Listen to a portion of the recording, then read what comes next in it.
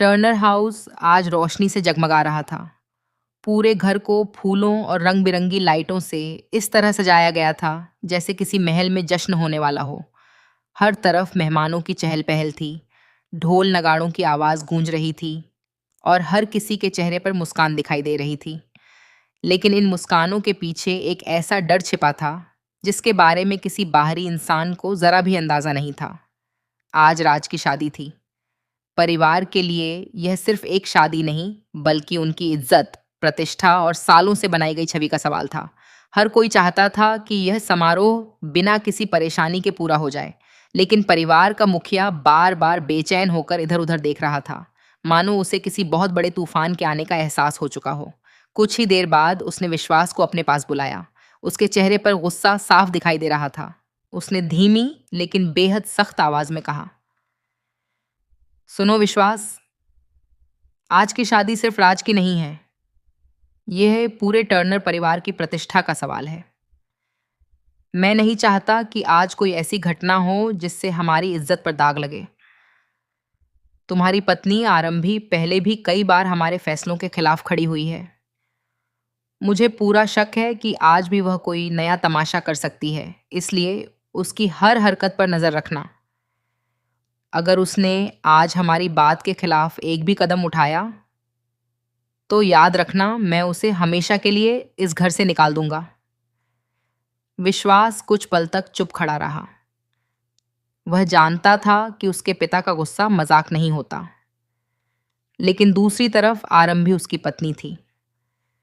वह अच्छी तरह जानता था कि आरंभी बिना किसी वजह के कभी किसी के खिलाफ नहीं जाती। वह मेसी ने वह हमेशा सच का साथ देती है, चाहे उसके लिए उसे पूरी दुनिया से लड़ना ही क्यों न पड़े। लेकिन आज हालात अलग थे। एक तरफ उसका परिवार था, दूसरी तरफ उसकी पत्नी। दोनों में से किसी एक का साथ देना उसके लिए आसान नहीं था। विश्वास ने खुद को संभालते हुए कहा, डैड, आप चिंता मत कीजिए। मैं आरंभी पर नजर रखूंगा, लेकिन मैं चाहता हूं कि किसी भी फैसले से पहले उसकी बात भी सुनी जाए। उसके पिता ने गुस्से से उसकी तरफ देखा और बोले, मुझे किसी की सफाई नहीं सुननी। अगर उसने आज कोई बखेड़ा खड़ा किया, तो उसका इस घर में आखिरी दिन होगा। इतना कहकर वे वहां से चले गए। विश्वास वहीं खड़ा रह गया। उसके मन में एक अजीब सी बेचैनी थी। उसे महसूस हो रहा था कि आज कुछ बहुत बड़ा होने वाला है, ऐसा कुछ जो पूरे परिवार की किस्मत बदल देगा। उधर आरंभी अपने कमरे में खिड़की के पास खड़ी थी। बाहर शादी की तैयारियां पूरे जोरों पर चल रही थीं, लेकिन उसके चेहरे पर खुशी का नामो निशान नहीं था। उसकी आंखों में चिंता साफ दिखाई दे रही थी। उसके हाथ में एक छोटा सा लिफाफा था, जिसे वह बार बार देख रही थी। उस लिफाफे में कुछ ऐसे दस्तावेज थे जो किसी भी पल पूरे टर्नर परिवार की असलियत सबके सामने ला सकते थे। आरंभी जानती थी कि अगर उसने यह सच सबके सामने रखा तो कई रिश्ते टूट जाएंगे, लेकिन अगर वह चुप रही तो एक निर्दोष लड़की की जिंदगी हमेशा के लिए बर्बाद हो जाएगी। उसी समय अवंतिका कमरे के बाहर खड़ी होकर आरंभी को देख रही थी। उसके चेहरे पर एक रहस्यमयी मुस्कान थी।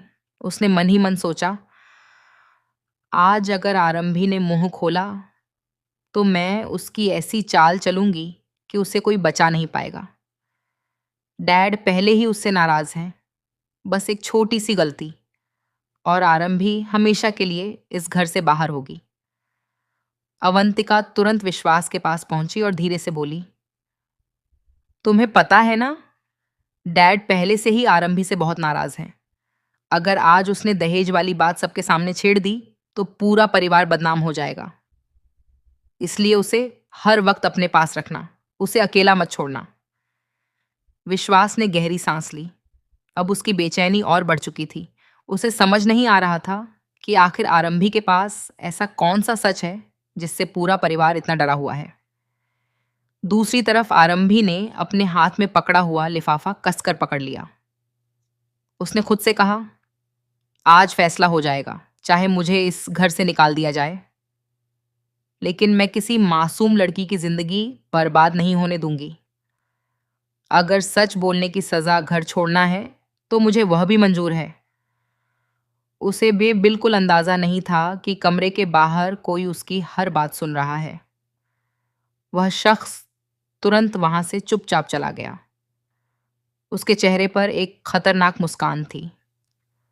अब उसने ऐसा खेल शुरू करने का फैसला कर लिया था जिसमें न सिर्फ आरंभी बल्कि पूरा टर्नर परिवार फंसने वाला था।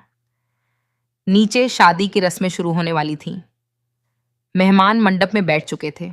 पंडित जी ने राज और दुल्हन को बुलाने के लिए आवाज लगाई।